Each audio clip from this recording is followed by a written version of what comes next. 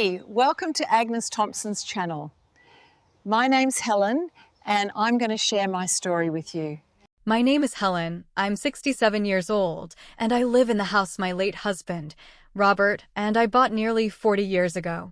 It's on a quiet street in a suburb of Portland, Oregon, where the rain smells of pine trees and deer sometimes wander onto the lawn in the morning.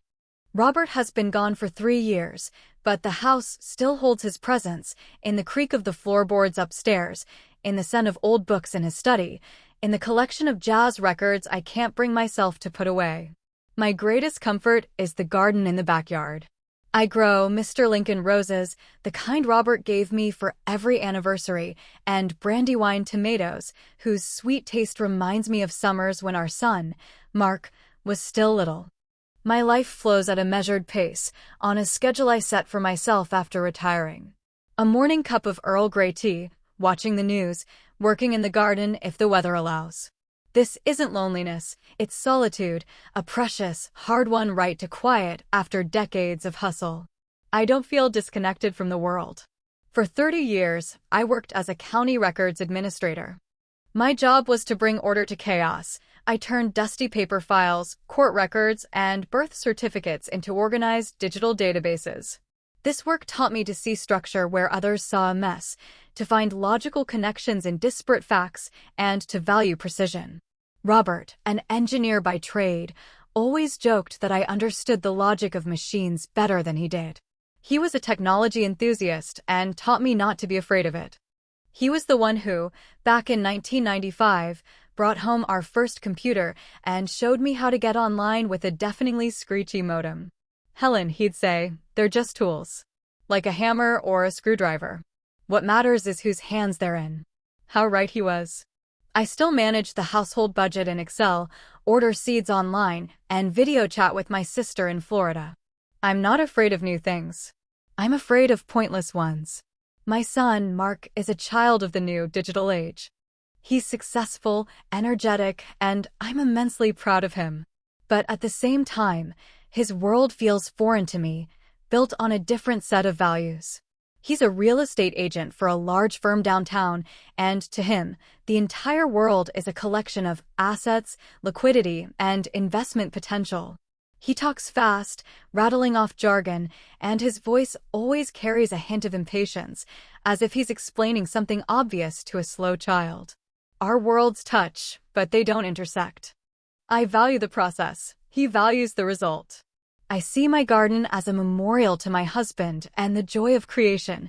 He sees inefficient use of land. A couple of months ago, he seriously suggested I install a hydroponic system in the basement. Can you imagine, Mom? Fresh vegetables year-round. Maximum yield per square foot, total environmental control. He didn't understand why I refused. For him, the point was the vegetables. For me, it was the feeling of soil under my fingers and the roses that remembered Robert's hands. I believe every generation must find its own way, but deep down, an anxiety gnaws at me. It seems that in his pursuit of efficiency, my son is losing something vital, the ability to simply be, rather than to constantly achieve. I see him checking work emails during dinner, answering calls the moment he steps through my door. He's here, but his mind is somewhere else, in a world of deals and commissions. I keep old family photo albums, his great-grandmother's recipes, the stories my father told me. I want to pass him this invisible thread connecting us to the past, but I'm afraid that to him, it's all just unstructured data on obsolete media. Still, I don't lose hope. He's my son, and beneath that armor of a successful realtor, the boy who cried over a dead sparrow and believed a candy planted in the ground would grow into a candy tree still lives. That's why, when he called last Tuesday, I tried, as always, to hear caring in his words, not condescension. Hey, Mom. How are you? Blood pressure okay? He began our weekly conversation. Everything's fine, Mark. The roses are especially beautiful this year. Great, great. Listen, I was thinking. Your house is a fortress, but even fortresses need upgrading. I want to come by this weekend, give you a few upgrades. For your safety. Something tightened inside me. I knew that tone. The tone of a benefactor who accepts no objections. What kind of upgrades? I have good locks, and Mr. Henderson from across the street always keeps an eye on the place when I'm away. Mom, he sighed, as if carrying the weight of the world. Mr. Henderson is 82. I'm talking about modern solutions. A smart home. I'll buy everything, install it all. You won't have to lift a finger. It's my gift. So I can have peace of mind. I wanted to argue, to say that his peace of mind shouldn't come at the expense of mine, but I stayed quiet. Arguing with Mark is like trying to stop an avalanche with polite requests. He'd do it anyway, and I'd be left feeling guilty for my ingratitude and stubbornness. He arrived on Saturday. His gleaming SUV barely fit in my driveway, blocking the petunias. From the trunk, he produced several boxes with logos from Google, Ring, and August. His face shone with the enthusiasm of a missionary bringing light to the natives. Look at this, he proudly displayed his haul on the kitchen table. Smart lock. No more keys to lose. Opens with your phone. Video doorbell, you'll see who's at the door, even when you're not home. Cameras around the perimeter. A smart thermostat, it'll save you money on heating. And this speaker, it's your personal assistant. Ask it, and it'll play music, give you the weather, remind you to take your medicine. He talked nonstop, unpacking the devices and scattering instructions and wires around the house. My timid attempts to ask how it all worked or if I even needed a personal assistant were drowned in his rapturous monologue. Don't worry, Mom, I'll set everything up on my account. You won't have to think about a thing. It'll all be under my control. For your own good. That phrase, under my control, sounded ominous, but I dismissed it as my elderly suspicion. He's my son. He means well. All day he drilled, screwed, and connected. By evening, my quiet, cozy home had turned into a branch of Best Buy. Sleek metal discs adorned the doors, the lenses of cameras stared down from the ceilings, and a gray cylinder of a smart speaker had taken up residence on my nightstand. Mark left, pleased with himself, leaving me alone with his gift. I have to admit, for the first month I was delighted. I felt like a character in a sci-fi movie. Coming home from a walk, I no longer had to fumble in my purse for keys, a light tap on my phone screen, and the door clicked open welcomingly. It felt like a small miracle. The smart speaker became my companion. Hey, Google, play Ella Fitzgerald, I'd say, and the living room would fill with the velvet voice of the singer Robert had loved so much. I even learned to ask it to set a timer for baking and remind me to water the orchids. The video doorbell was incredibly convenient. When a delivery driver arrived while I was busy in the garden, I could speak to him through my phone and ask him to leave the package on the porch. I felt not just safe, but modern, up-to-date. Even my friends were impressed. When Doris and Elaine came over for bridge, I proudly demonstrated how I could turn off the kitchen lights without getting up from the table. They oohed and awed, and I felt like a bit of a magician. Mark called almost every day to ask how I liked his gift. His voice was so full of pride that my heart melted. In those moments, I thought we had finally found a common language. He hadn't just given me a set of gadgets, but a piece of his world, and I had gladly accepted it. I thought technology had become a bridge between our generations. I was so wrong. The bridge was a cage. The first warning signs appeared about a month in. They were quiet, almost unnoticeable. Waking up one morning, I felt an icy chill in the bedroom. The thermostat on the wall read 62 degrees. I tried to turn up the heat, but the touchscreen was unresponsive, glowing with a message, "Settings are managed by administrator." I had to call Mark. "Oh, Mom, sorry," he said. I was experimenting with the energy-saving mode. "I'll fix it now." A minute later, the vents in the house hummed to life, pushing out warm air. But the feeling that someone else decided whether I should be cold or not lingered. That evening, as I was reading in the living room, the lights suddenly went out, then came back on a second later, but dazzlingly bright. Then, the speaker in the kitchen started blasting some modern rap music at full volume, making my ears ring. I ran over and yanked the cord from the wall. The silence that followed felt deafening. I felt like a guest in my own home, where an unseen host was constantly changing the rules.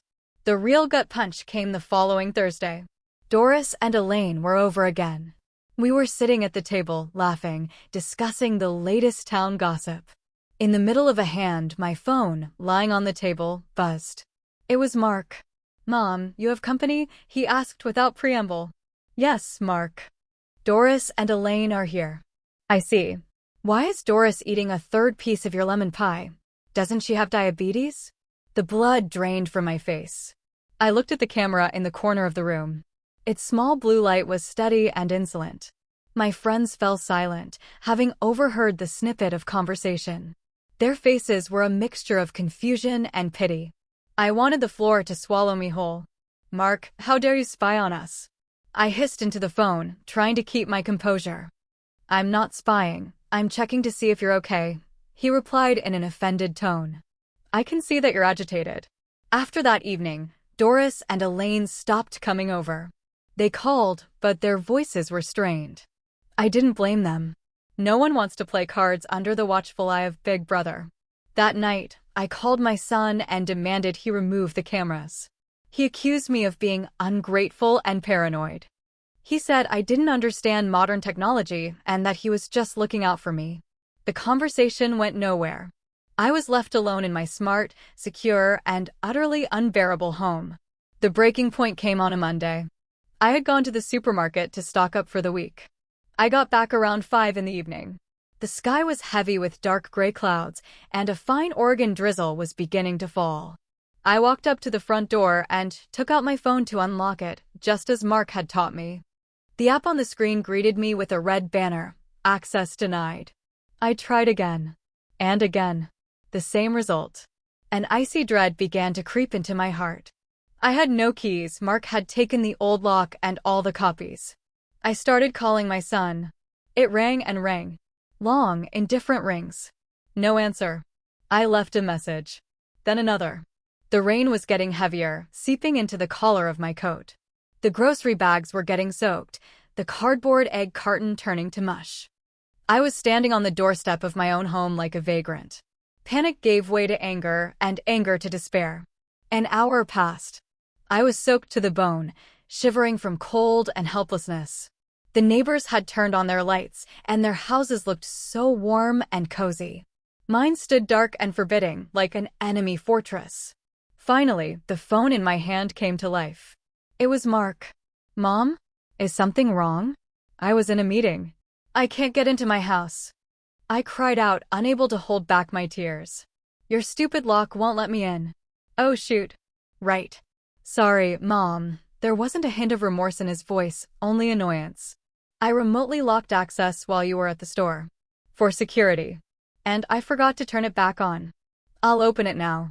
There was a soft click, and the blue light on the lock turned green. The door yielded. I stepped inside, into the dark and cold. I dropped the wet bags on the floor. I no longer felt anger or hurt. Just a cold, crystal clear understanding. This wasn't care. This wasn't a gift. This was a declaration of war. And as I sat there in the dark, staring at the mocking blue light of the electronic lock, I knew I had just lost the first battle. But the war was far from over. I didn't sleep that night. After Mark had so casually granted me access to my own home, I didn't bother turning on the lights. I just sat in the living room, in Robert's old armchair, and stared into the darkness. The house was no longer my sanctuary. It had become a fishbowl, and I was the fish, watched by an unseen eye. Every quiet hum of the refrigerator, every creak of the cooling house frame, seemed part of an alien mechanism. I looked at the small, insolent lights scattered through the rooms, blue on the lock, red on the camera in the corner, a dim white on the thermostat. They were my son's eyes and ears. He was here, even when he wasn't. The initial shock and humiliation I'd felt standing in the rain gave way to something else. It wasn't rage, not a hot, blind anger. No, this was something cold, calm, and utterly clear. A feeling familiar from my work at the archives, when after long hours of chaos, you suddenly see the structure, the logic, the path forward. I realized that Mark, without knowing it, had crossed a line. He saw me not as his mother, but as an object. A problem to be managed with technology. An asset to be controlled for his own peace of mind. And in that cold clarity, a resolve was born. I would not be a victim in his perfectly calibrated system. I would not let my home, filled with memories of love and life, be turned into a digital prison. The war had not been declared by me, but I was going to win it. The next morning, I woke with the first rays of sun breaking through the Oregon haze. The feeling of despair had evaporated, leaving behind a crystalline purpose. I brewed myself a strong cup of tea, sat down at the kitchen table, and took out the tools that had always helped me organize my thoughts: a clean, yellow legal pad and a sharp pencil. The habits of a 30-year career in records management die hard. Any complex task begins with cataloging. At the top of the page, I wrote, "Project Reclaim." This wasn't for dramatic effect, it was a necessity, to give a name to what I was about to do, to turn emotional chaos into a manageable project. First, I compiled a complete inventory of the opposing forces. I walked through the entire house, from the basement to the attic, and meticulously noted every device Mark had installed. Front door, August Smart Lock, Pro Model. Wi-Fi integrated. Porch, Ring Video Doorbell 4. Motion sensor, night vision. Living room, Google Nest Cam, 130-degree view. Microphone, speaker. Kitchen, Google Nest Hub Smart Display. Microphone, speaker. Upstairs hallway, Google Nest Cam. My bedroom, Google Nest Mini Smart Speaker. Central HVAC, Google Nest Thermostat. Next, I drew a detailed floor plan of the house, just as I had done hundreds of times for insurance companies or appraisers. On this plan, I marked the exact location of each device and sketched out the presumed lines of sight for the cameras. I circled the Wi-Fi router in Robert's study. It was the nervous system of this entire monstrous apparatus. The battlefield had been mapped. The next few days were dedicated to studying the enemy. In his arrogance, Mark had left a stack of boxes and manuals in the kitchen. I dove into them with the same diligence I once applied to state public records laws. I wasn't reading the marketing copy, I was reading the fine print of the user agreements and technical specifications. My mind, trained in systematization, greedily absorbed the information. I learned about the difference between an account owner and a guest. The owner, which was undoubtedly Mark, had absolute power. He could add and remove devices, change settings, and grant or revoke access. The guest, my role in the system, could only use what was permitted. I found the sections on factory resets. The procedure was complex, requiring physical interaction with each device, pressing hidden buttons, sometimes scanning QR codes affixed to the gadgets themselves. It was possible, but risky. Any mistake could lock up the system, and Mark would get an immediate notification of a tampering attempt. But the most crucial discovery came from the August lock manual. It read, "For stable performance and remote control, the device requires a constant connection to a Wi-Fi network via the included August Connect bridge." The same was true for all the other devices. They were powerful, but their power was entirely dependent on a single source, the Internet.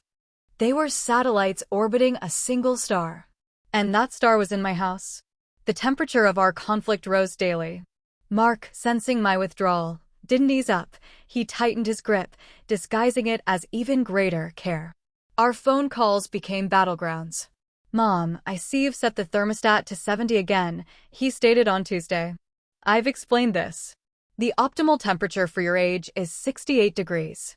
It improves circulation and saves energy." "Mark, I'm cold at 68 degrees. I tried to keep my voice steady, but I could feel a boil rising inside me. "This is my house, and I want to decide when I'm warm and when I'm cold." "You don't understand, it's science." I read a study. "You're just used to old, inefficient standards. I'm looking out for your health and your bills. I'm setting it back now." And I heard the HVAC system fall silent, obeying his will. I sat in my own home, wrapped in a shawl, feeling not just like a child, but like a lab rat in his personal experiment. The anger was a physical thing, burning my throat. On Thursday, another incident. I was watching Casablanca. I adore that film. Suddenly, the screen went black and switched to some modern series on Netflix about stockbrokers. I called him immediately. "Mark, what is this?" "Put my movie back on." "Mom, calm down. I just thought you needed something more dynamic." Casablanca is depressing. You need new experiences. Everyone's watching this show. It has high ratings. I don't care about the ratings. I was shouting now. This is my life. My experiences. You have no right to decide what I watch, what I listen to, or what temperature I live at. I'm just trying to help, he yelled back. You've closed yourself off in your little world. I'm trying to break you out of your shell. Why are you so ungrateful? He hung up. I sat in the silence, staring at the figures in expensive suits flickering on the screen. Ungrateful. The word hit me like a slap. He genuinely believed he was doing good. And that was the most terrifying part. I realized that technical knowledge and emotions weren't enough. I needed facts, precedents, a weapon. I sat down at my laptop and typed a phrase that felt insane. Sun controls me with smart home. The results stunned me. This wasn't my private paranoia. This was a nationwide, hidden epidemic. The first hit was a major article on the AARP website. The headline screamed, "The Trojan Horse in Your Living Room, When Care Becomes Digital Abuse." The article cited horrifying statistics. In the last 2 years, calls to hotlines about tech-based elder abuse had risen by 40%. Journalists described dozens of cases, children who turned off their parents' heat in the winter to force them into a nursing home to sell the property, ex-husbands who used smart speakers to spy on and torment their former spouses. Then I found an online forum. It was like a support group, but here, people shared stories of losing control over their own lives. I read late into the night, the hair on my arms standing on end. A man from Arizona wrote about how his daughter, with access to his smart assistant, had ordered thousands of dollars worth of credit cards in his name. A woman from Illinois described how her son, using cameras, monitored her every move and forbade her from seeing friends he didn't like. Their stories were my story. Their pain was my pain. I was no longer alone. There were thousands of us. It was on that forum that I first saw the legal term, digital coercive control. I learned that several states, including California and Illinois, had already passed or were considering laws that recognized this behavior as a form of domestic abuse. I found a news article about a woman in Chicago who had set a precedent. She took her son to court and got a protective order barring him from any digital contact or control of her home devices. In his ruling, the judge wrote, "A home must be a sanctuary, not a digital prison. Technology created for convenience must not become a tool of oppression." Those words became my mantra. My yellow legal pad transformed from a simple plan into a legal document. I printed out my text exchanges with Mark. I took screenshots. I was building my arsenal. I was living a double life. By day, I was the quiet, compliant mother.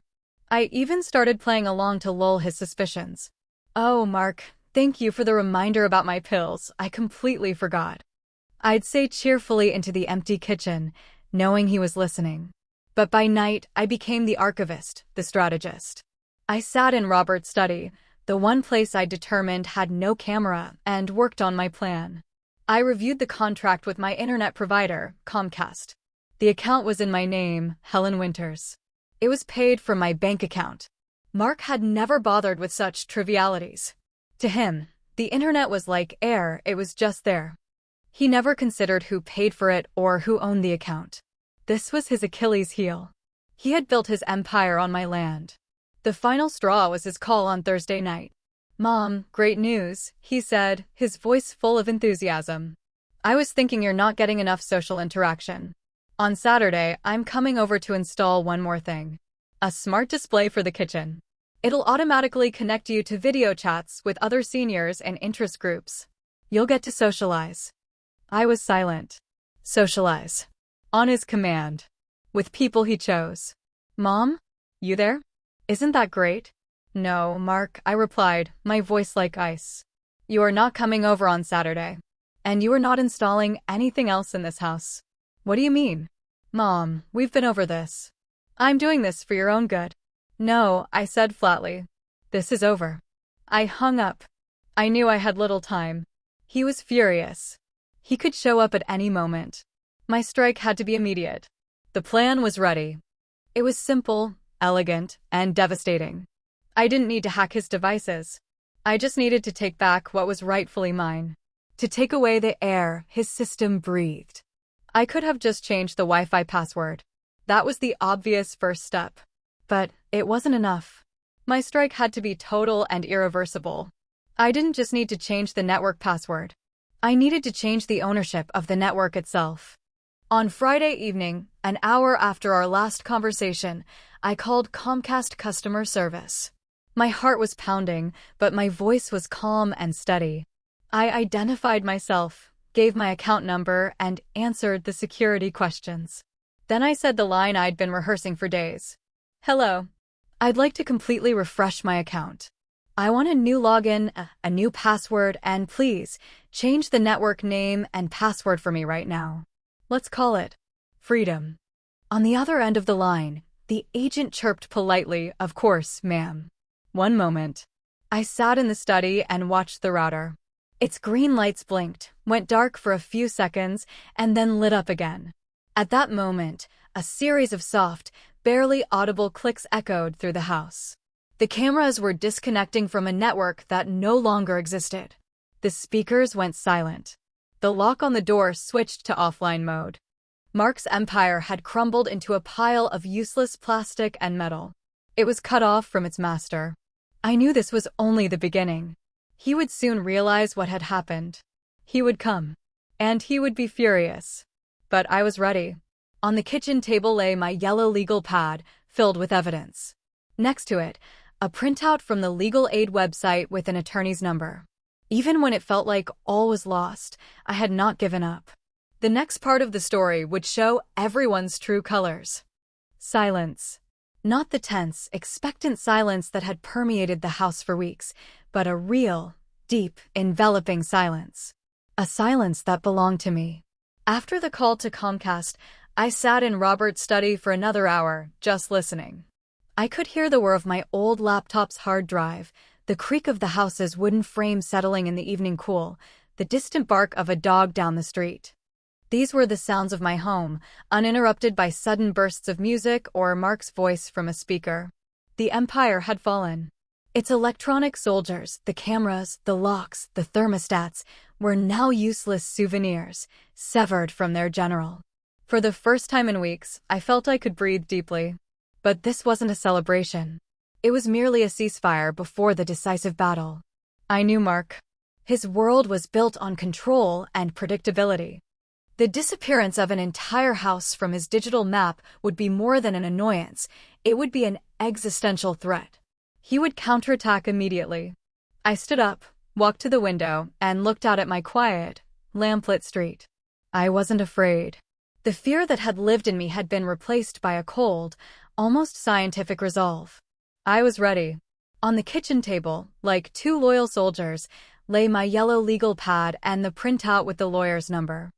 I was not a victim awaiting her fate. I was an archivist who had organized the chaos and prepared the case for trial. It took less than an hour. His SUV screeched to a halt in the driveway. The car door slammed with such force that the windows in my house seemed to rattle. I didn't go to the door. I just waited, standing in the center of the living room. A furious pounding began. Then again and again. "Mom, open the door. What the hell is going on? I can't connect to the system." I remained silent. "Mom, I know you're in there. Open this door right now." Then I heard him jiggling the handle. He was furious that his own lock, his gift, was disobeying him. The irony was palpable. Finally, he started calling my cell. I answered calmly. "Mark," I said, my voice even. "What is happening? Why can't I get in? Why is the whole system offline? Did you do something to the router?" "I didn't do something to the router, Mark. I re-established control over my own property. The internet in this house is paid for from my account and is registered in my name. I simply changed the password." A deafening silence hung on the other end of the line. He clearly hadn't expected that. He must have thought I'd accidentally unplugged it. But the words property, account, name, those were words from his world. He understood this was no accident. It was a deliberate act. Are you insane?" he hissed. "Do you have any idea what you've done?" "I'm going to the store for a new router right now. I'll connect everything back." "Don't bother," I replied calmly. I won't open the door. And if you try to break it down, I will call the police. You no longer have access to this house, Mark. Neither physical nor digital. This is my parents' house, he roared. This house belongs to me, I said flatly. And you turned it into a prison. From now on, our communication will be through lawyers. I hung up. He banged on the door for a while longer, shouting threats and accusations, but then it went quiet. I could see him through the window, sitting in his car, his face illuminated by the glow of his smartphone. He was typing furiously, probably looking for a way around my defenses. But they couldn't be bypassed. My defenses weren't built on technology, but on the law. The next morning, a Saturday, at 9 o'clock sharp, I called the number circled on my printout. A young woman answered, introducing herself as Sarah Jenkins, an attorney with Oregon's Legal Aid Services for the Elderly. Her voice was calm and empathetic. Trying to keep my own voice from trembling, I began to tell my story, glancing occasionally at my yellow legal pad.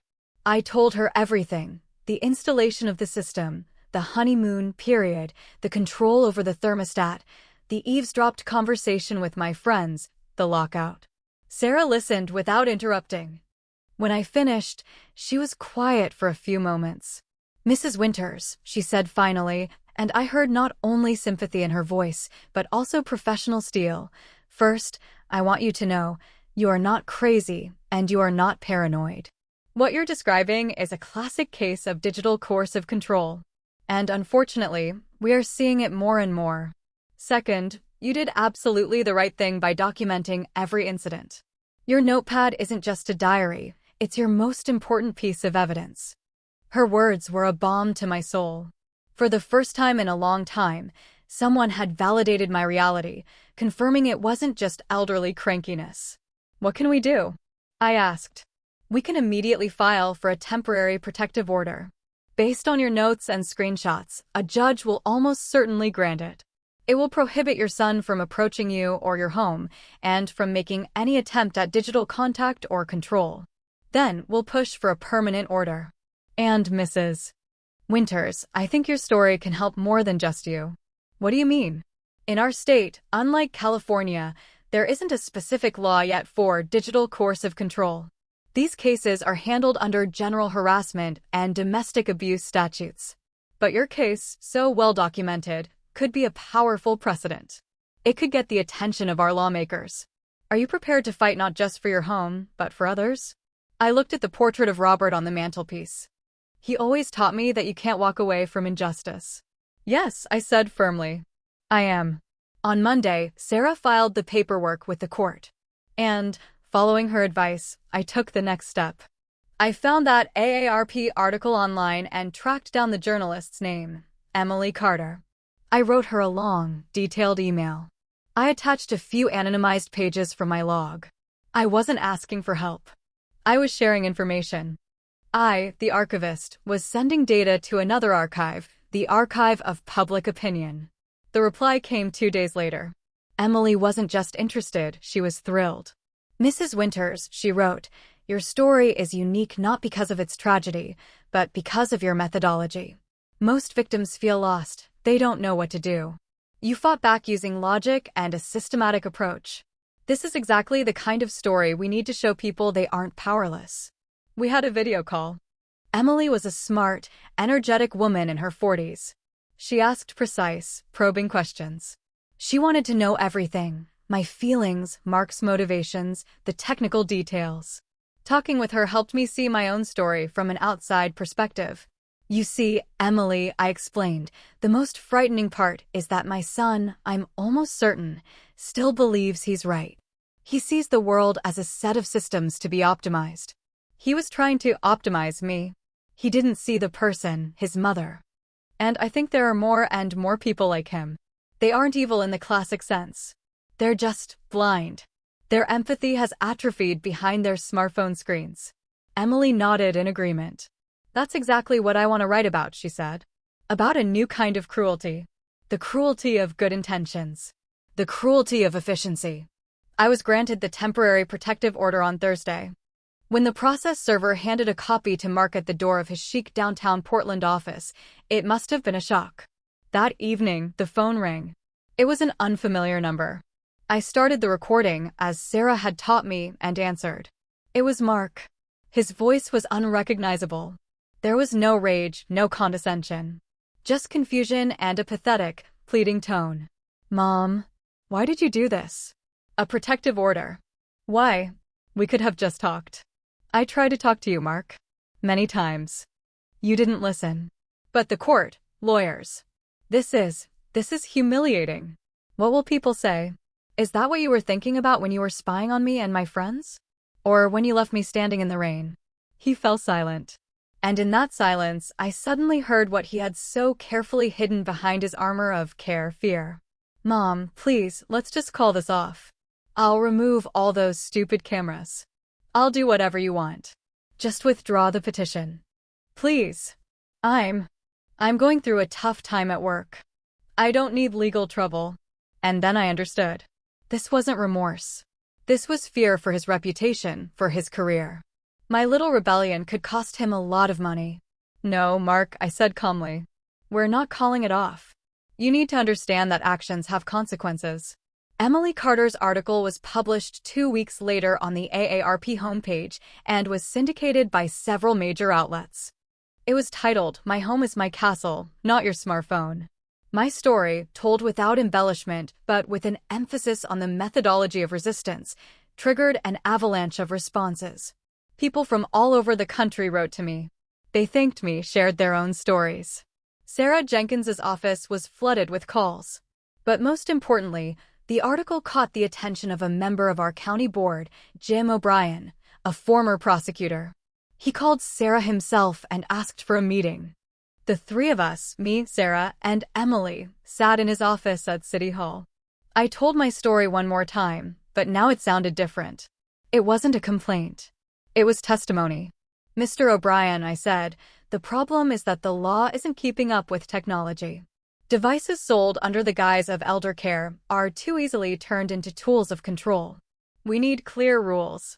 We need a law that protects a person's right to privacy in their own home. O'Brien, an older, wise man, listened intently.